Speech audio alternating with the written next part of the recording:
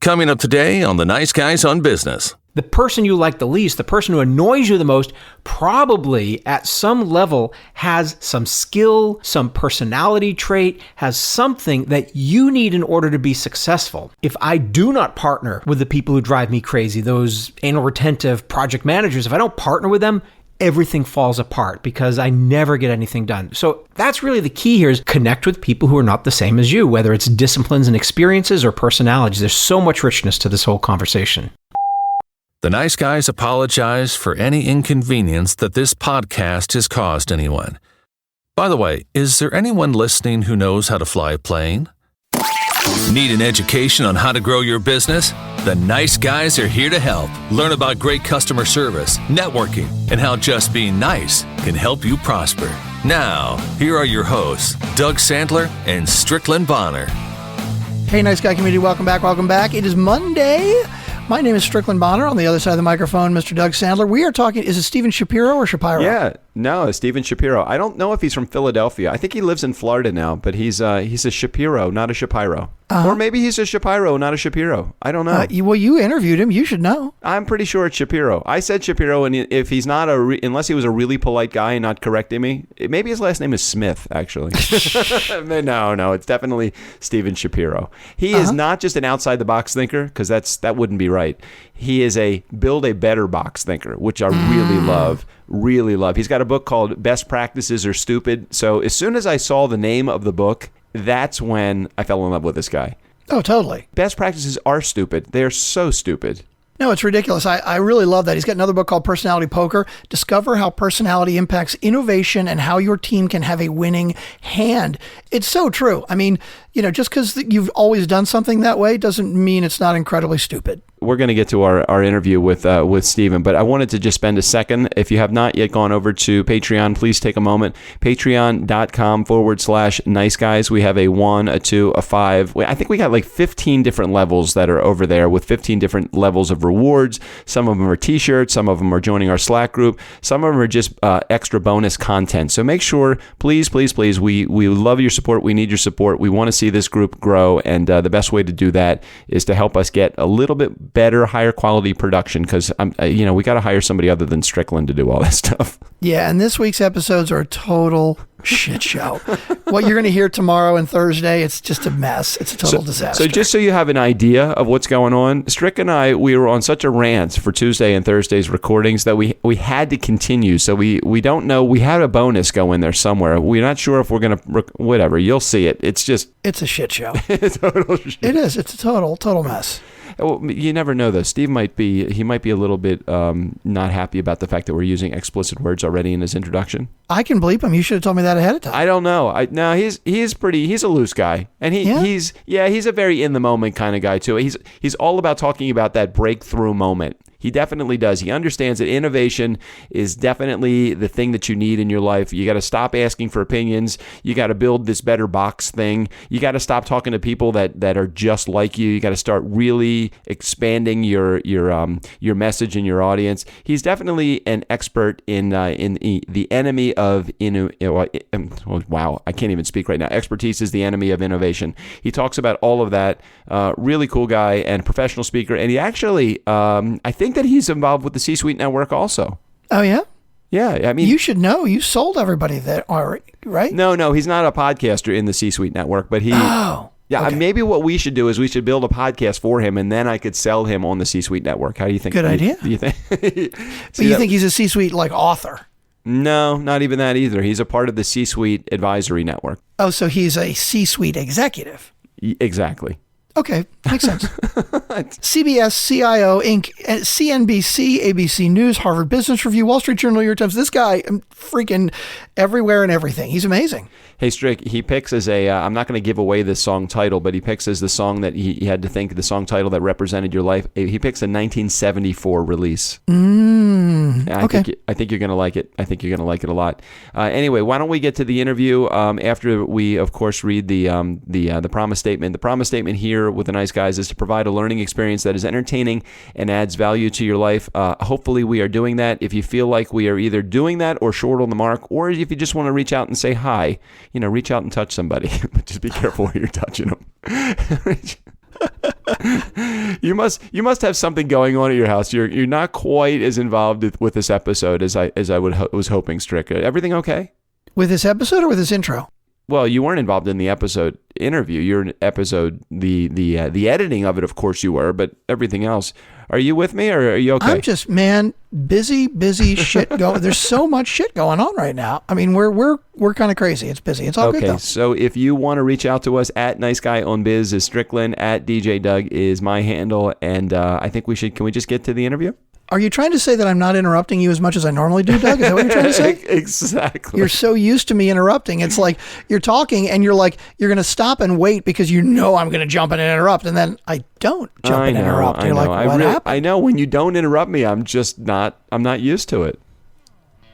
Okay. You didn't interrupt me there either, did you? Exactly. No, I didn't. All right, let's get to our interview. Stephen Shapiro, right here, and again, the C-suite.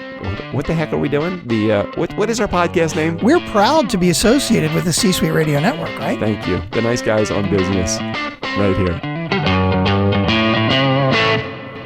Nice Guy community, we are in for a treat today because our guest today, Stephen Shapiro, is totally outside the box. Well, hold on, that's not exactly right. He's built a better box. I'm trying to learn from him. We love to have this kind of guest on the show. His talent, his latest is called his book is called Best Practices Are Stupid.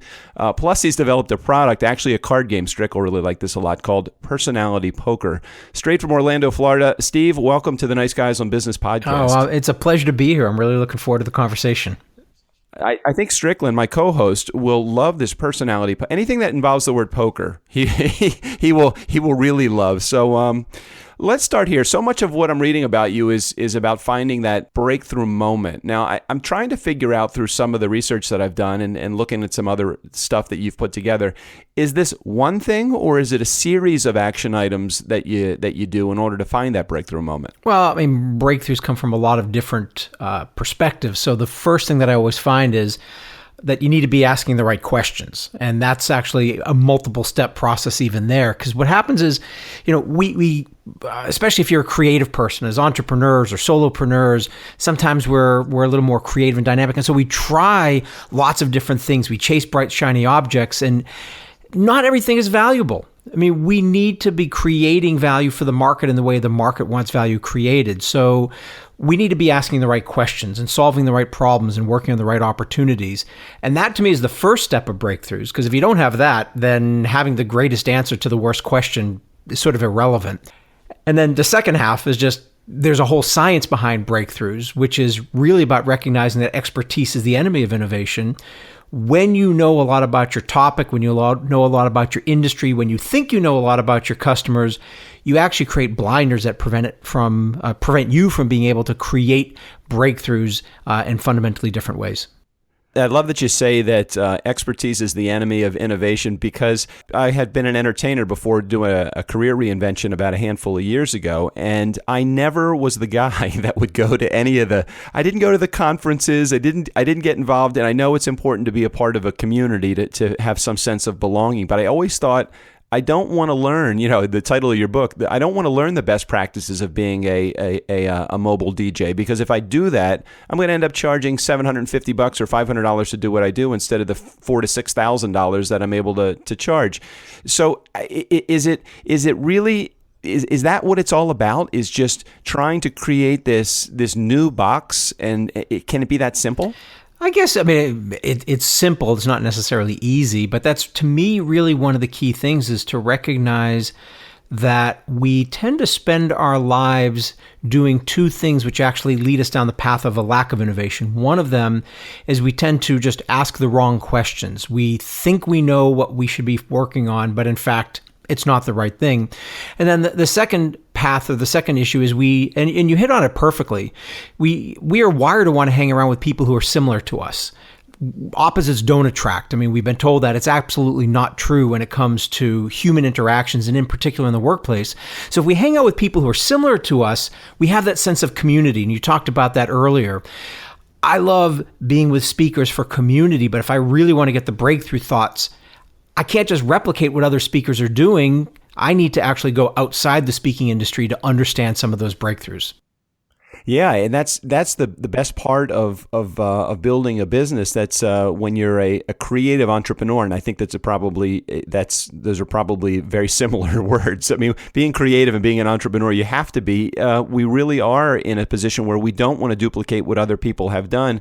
There's so much noise out there. So is the breakthrough and is the breaking through all of the noise? Is that part of that innovation thing? Yeah, I mean, it really is very much about breaking through your brain. I mean, one of the things I always say is that your brain is your worst enemy when it comes to true innovation, because the brain is, for the most part, wired for survival, because the brain has this instinctual need to perpetuate the past because the past is safe. Now, it doesn't mean we don't change, of course, and adapting is key to survival.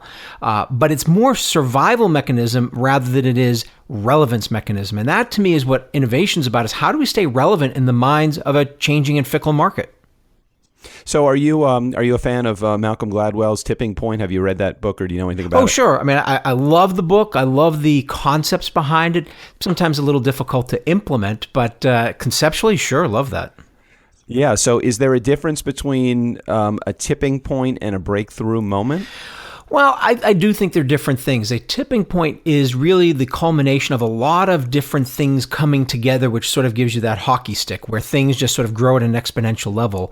A breakthrough could literally happen in a second. You could be working on a problem, trying to find a solution, and then all of a sudden you find a solution in a completely different place. So, for example, a potato chip manufacturer that wanted to find a way of shaking the fat off potato chips. They tried a number of conventional methods of vibrating conveyor belts and shaking them like we do, like you see in a fast food restaurant with the French fries. And the breakthrough came when they actually connected with a musician, a bass player. And what happens is when you are playing the bass, you can feel the bones in your head vibrate. You can see a glass vibrate. So now they use sound to actually vibrate off the fat from potato chips. Now, to me, that's a breakthrough moment. It's not a tipping point per se, but it's a fundamental shift in the way you thought a problem could be solved and then finding a completely different solution. I don't remember, I don't know if this is the actual reality, but I can recall having a conversation. I was sitting in a crab house with my dad. This has got to be 30 years ago. And he said, and we were in Baltimore Harbor, and we were staring at the Domino's Sugar Factory neon sign from across the way. And he took out a sugar cube, which was on top of the table. He took it out of the little pile of all the other sugar cubes, and he said, "Hey, this is one of those things that the inventor of this sugar cube said." Every time they used to open up the sugar cube, when they opened it up, the sugar would like collapse inside. So this guy came along and he said, I will show you how to do it so that you don't have a sugar cube that actually breaks. He ripped a little section of the paper. He closed the sugar cube up just like they would when they're packaging it.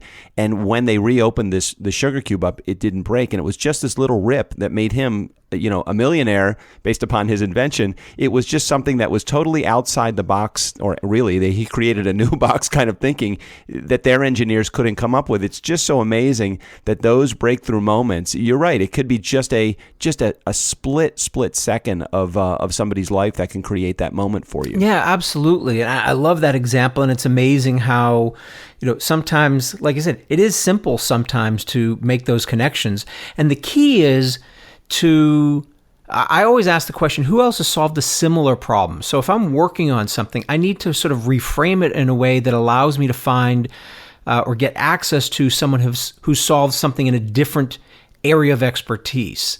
And so, for example, I'm in the world of innovation. Well, we're always trying to make things possible that seem difficult. Well, who does that? Magicians do that. So I now spend a lot of time studying magic. I'm a crappy magician, but it's the thought process, the intellectual process of magic that I love, because that is where the breakthroughs come from. How do I make something impossible and make it possible? And I've created a process that magicians use, or I mirrored the process that magicians use, and I now use that with my clients to help them make impossible things or seemingly impossible things possible. I think that's probably why Shep Hyken is such a great public speaker, professional speaker, is because I think he uses some magic in it. Do you know Shep? Oh, yeah. Shep and I are good buddies. Every time I see him, I throw a deck of cards his way and say, all right, show me something this time. So try to get Shep to get his hair to reappear. You won't be You won't be able to do that. I razz Shep about that all the time. So we are all tribesmen together in the same program here. That's funny. So I see a lot of different interviews that you've done, Steve, and part of the interview is always the discussion of, because the host loves this part of, I guess, of doing the research with you. It's an easy step process. You talk about the steps to innovate. One of them is what we introduced you as today, is a guy that's not just working outside the box, but built a better box. Can you share some steps to innovate that are like that, that will help people try to get out of that the same tapes that are going off in their head? Sure. So, I mean, I think just to build a little bit on that better box thing, we hear the expression "think outside the box." There's actually a lot of evidence, and I do an exercise with my clients that proves to them. I mean, they just really get it, that thinking outside the box destroys innovation, because the human brain actually loves constraints. We want a box. The problem is we're just looking in the wrong box. I mean, so if we change the box, we're going to get better solutions. And so one of the things which I always recommend that people do to shift at least their thinking, and it's not so much tied to the box, but to shift their thinking, is to do something I call a purposeful tangent. And a purposeful tangent is to recognize the fact that, and it builds on what we were talking about before, is we want to spend time with people who are in similar but not the same areas. So one of the examples I love to use is something called pumps and pipes. So pumps and pipes is a group of cardiologists who get together on a regular basis with people from the gas pipeline industry. And if you think about that, these aren't two random groups. They are both about a fluid moving through a tube. And so it's cardiologists, gas pipeline engineers talking about what they know about each other, and the breakthroughs that they've developed as a result of this collaboration are unbelievable, because they're really solving similar problems, just in completely different areas. So I encourage people to find their own purposeful tangents, find groups that they can be part of that aren't their industry, that aren't their function, that aren't their discipline, that are connected to it, but are not the same. That's great. And one of the other things that you mentioned, and I think it's kind of funny because you I know you say it tongue in cheek, but there is some level of significance to it. You even talk about things like hire people you don't like. Yeah. It just sounds so, it's like, wow, I don't want to work with somebody that I don't like. Now, explain what you mean so that the nice guy community understands that. Yeah, sure. So that's actually one of the key principles behind personality poker. Circling back to something we were saying before, is as human beings, we are not wired to be with people who are dissimilar to us. We are wired to be with people who are similar to us. So opposites don't attract, they actually detract. So if you think about what that means, is from an organizational perspective, from a business perspective, when we choose people to partner with, we always, at a very subconscious level, ask ourselves, do I connect with this person? Larger companies might use the expression, does this person fit the mold? I always say, if the person fits the mold, the company's probably going to grow mold, because if you have too much similarity, you're going to end up in an environment where it's just everybody's thinking the same way. So what happens is people who are dissimilar to us are the people who tend to annoy us. I mean, just think about people in your life that are different. What are the things that annoy you about them? They're not the things that are the same. They're the things that are different than you are. So the person you like the least, the person who annoys you the most, probably at some level has some skill, some personality trait, has something that you need in order to be successful. And I know for myself, being in personality poker terms, a creative diamond, I love new experiences. I love novelty. That's really important to me. I don't like plans. I don't like planning. People who are program managers or anal retentive drive me crazy at times. And I've seen over and over and over in my business that if I do not partner with the people who drive me crazy, those anal retentive project managers, if I don't partner with them, everything falls apart because I never get anything done. So that's really the key here, is connect with people who are not the same as you, whether it's disciplines and experiences or personalities. There's so much richness to this whole conversation. I agree, and I think I'm out of the same mold that you are too. Is that those type of people that you just mentioned, the anal retentive people, the really fine detail people, the engineer types. I cannot work around them because I need to be the guy that creates the idea. And I got the idea. Now somebody else work on it. Okay, it's not because I'm lazy. It's because I get lost in the details. There's just way too many of the details and the finer points that I just don't want to get to. One of the other things that you talk about in your steps to innovate is, and I love this one, it's like stop asking for opinions because you're going to get everybody's opinion. So share why that is the enemy of innovation. Well, it certainly will drive you crazy. I think it was Dirty Harry who once said, and I know you've had Gary Vaynerchuk on before, and he said some things, so I'll just use a... No, that's all right. Do what you need to do, man. I'm all good. You can beat me up, but he once said that, opinions are like assholes. Everyone's got one. And, it's true. And I always say, and most of them stink. And so the reality is we have so many, everybody has an opinion, suggestion, or idea. It doesn't mean they're good. If you ask people for what they think is a good idea, you're going to get such a limited perspective of what really is useful because they don't have context. They don't have the complete understanding of what's going on. And it's their opinion. It worked for them. I mean, I called it best practices are stupid because nobody really knows what works for us best than we do. And our businesses are actually, even though there's a lot of similarity, there's always a lot of uniqueness. I run my business differently than other people do because I want to have a great lifestyle. I don't want to be speaking 120 days a year. So I have to create a different model for me that fits with my lifestyle. Your client list, it's like a who's who of the Fortune 500 role as I'm looking over it now. Nike, Dell, Honda, J&J, Microsoft. They believe this stuff. I really know that they embrace it, although sometimes you don't feel that from the way that they present themselves to the public. Are you a corporate guy gone rogue, or are you somebody seeing this as being the new trend? No, I've been seeing this for a long time. I mean, I've been involved in innovation for well over 20 years now. And I mean, before people even started using the word.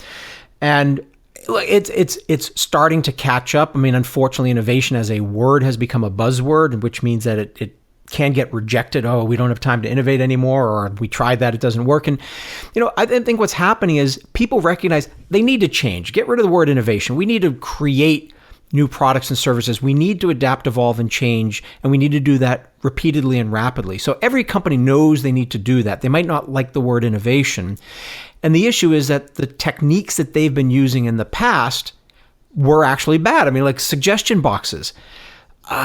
Every company loves them, but they don't work, and they shut them down. I was with one client years ago, one of my first experiences of this, like 20 years ago, 15 years ago.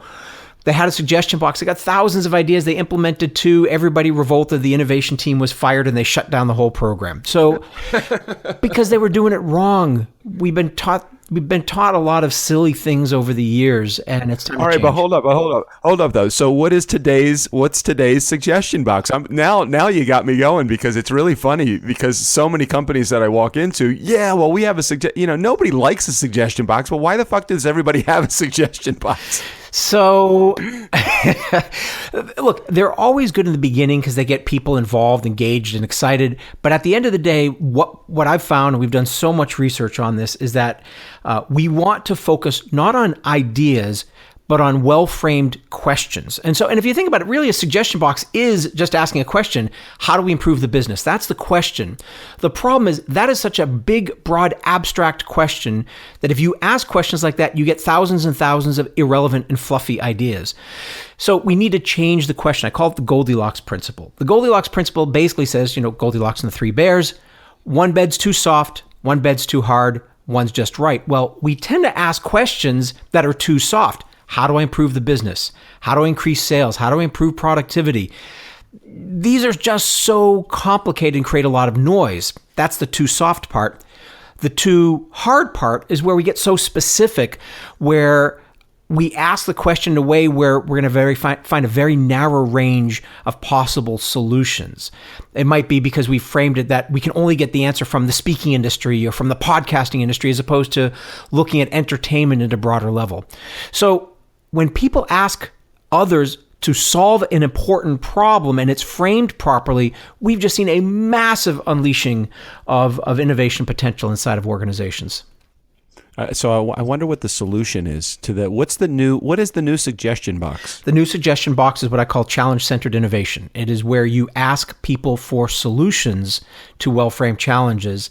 And before you ask those questions, you have owners, sponsors, funding, resources, evaluators, and evaluation criteria. It actually completely shifts the model on its head, because ideas need to find an owner. well-framed challenges and opportunities already have that owner, that need, and you will drive a much higher level of ROI, tenfold or more.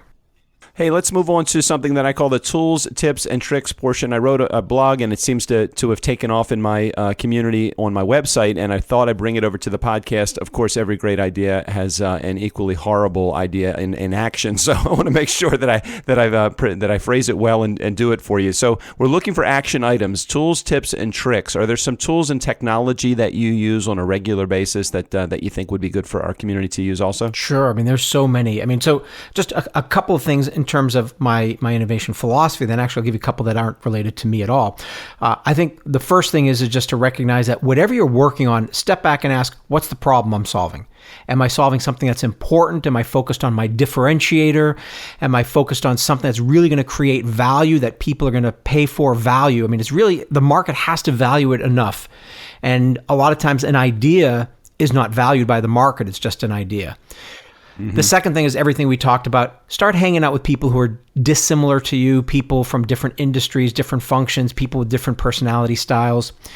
And then the things that I use that have absolutely nothing to do with what we talked about, but some of the game changers for me have been a couple of tools. I'm a disorganized mess, especially when it comes to email and to-do lists and things like that. And the two things which have saved my life are SaneBox and Follow Up Then. I had an inbox literally that had like 2,000 items in it. Now it's always under 10. And I don't miss anything anymore because it's just such an incredibly powerful tool. And as a presenter, the game changer for me has been using my MacBook Pro connected wirelessly to my iPad using Keynote. Let me just explain really quickly how this works. I can, in a speech, carry my iPad, walk around the audience, control everything that's on my MacBook Pro. I can actually draw on my slides, which, by the way, has been proven to increase the retention of content by people. And the coolest thing is I can completely change the order of the slides on the fly without anybody knowing that I skipped slides. It is just a total game changer for me. So if you're a presenter, what's that one called? That's just Keynote. Okay, I got it. Yeah, I use my and I think you can put that app on your iPhone as well. You can. You just can't do the same things connecting the iPhone to the Mac. And there's a whole variety of reasons without getting technical as to why I use the iPad connection with the Mac. It really just works so beautifully. I never worry about going long or short in a presentation. I always end right at the right time. Drawing on the slides is amazing. It really is an unbelievable way to present. And what was, you said Follow Up Then. What is that one? So Follow Up Then is sort of like SaneBox Lite. So SaneBox has a couple of features. One is that it looks for things and puts them into folders for you. So like if it's a newsletter, it'll go into the Sane Later. So it basically categorizes things that are important or not important.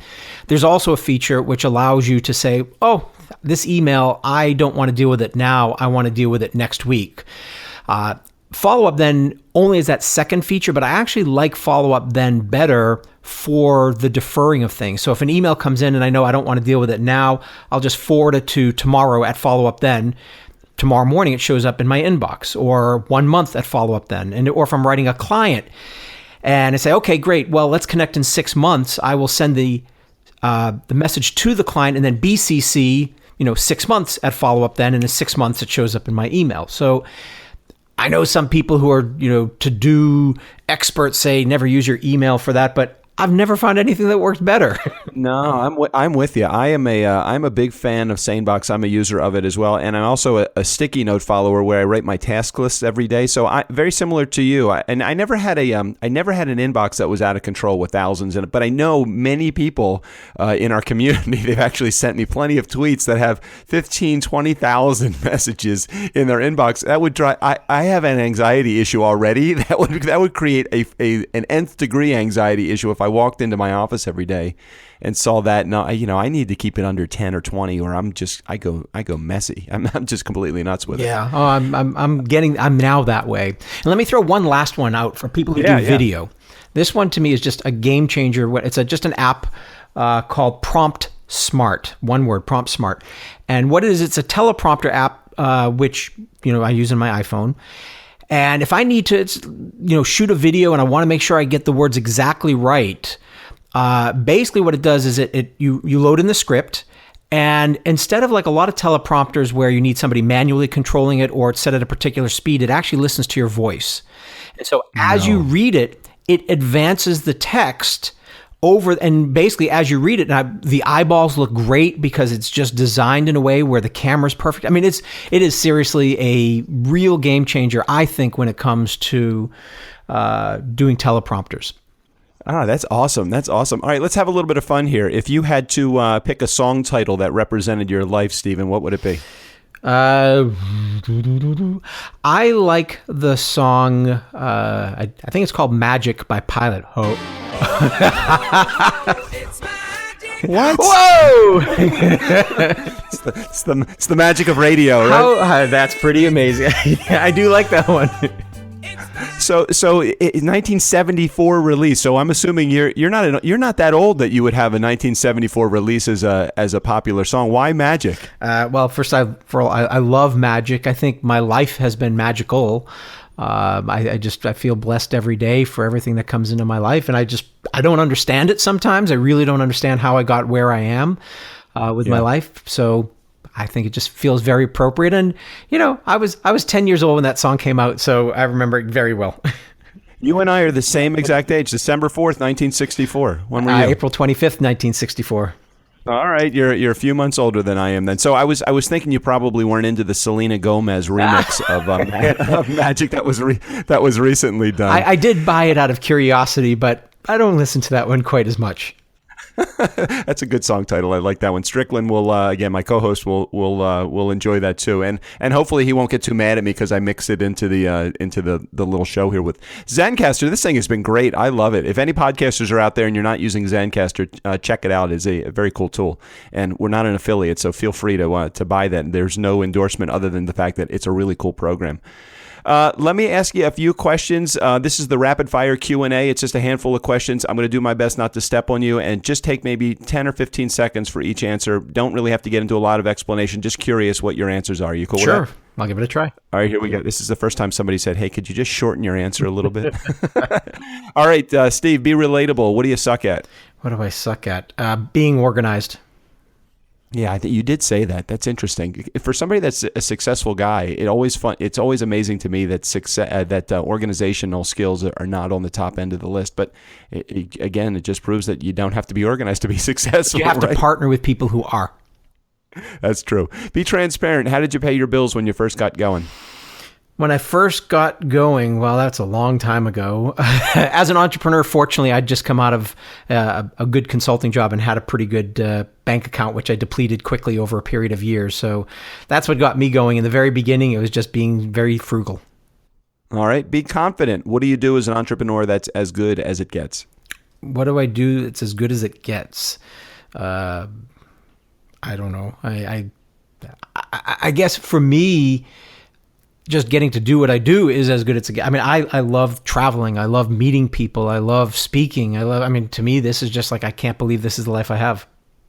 I know. Isn't that amazing when it gets to be that point? And those that are out there in the Nice Guy community that are doing things that you don't want to do for a living, there is another side of it, and part of it is this innovation thing that Stephen is working towards, and not working towards, that he's been successful at, but that he's working towards showing other people how to innovate. It's such a great thing in order to be that new box maker, not just the outside the box thinking. And I really do have to adjust my thinking because I've always said that I'm an outside the box thinker, but you're right. It is more about, I've created this new box. It's not that I'm just like a free thinker that goes in a million different directions. That would drive me and my wife crazy, probably my kids too, but it is about building a new box. Be humble. What experts do you need to call upon to make shit happen when it's just not happening for you, even today? Oh boy, there's so many experts that I call upon. I mean, for example, always speech coaches. I mean, Lou Heckler and people like that. I mean, I've worked with so many people. And then when it comes to business, I mean, there's so many people I tap into from my mastermind group. I mean, I feel like what I know is just like a sliver of what there is to know. So I'm always tapping into people. No, that's great. So, Steve, if our Nice Guy community wanted to get in touch with you, either to talk about your innovation programs, or to talk about your book, or to bring you into their organization to speak, how can they get in touch with you? I mean, easiest thing is just go to steveshapiro.com. That's my website. Or if you want to learn more about Personality Poker, personalitypoker.com. All my contact details are there, and happy to have even if somebody just wants to, shoot the shit and have a conversation about life, I'm happy to do that. I love those conversations. That is great. That is one that I will absolutely take you up on myself. So thank you for introducing that, and thanks for giving the open door policy for your phone. Nice Guy community, never underestimate the power of nice. Again, special thanks to Steve Shapiro for being on the show today. We'll make sure we put all of the stuff, his great information, his book, his link, his website, all that stuff in our show notes. So don't worry about writing anything down, especially if you're driving. Steve, again, thanks for being on the show today. It was my pleasure. I had a great time. Steve O'Brien, go ahead and take us out of here. For the Nice Guys on Business, I'm Steve O'Brien. I would have gotten away with it too if it weren't for you meddling kids.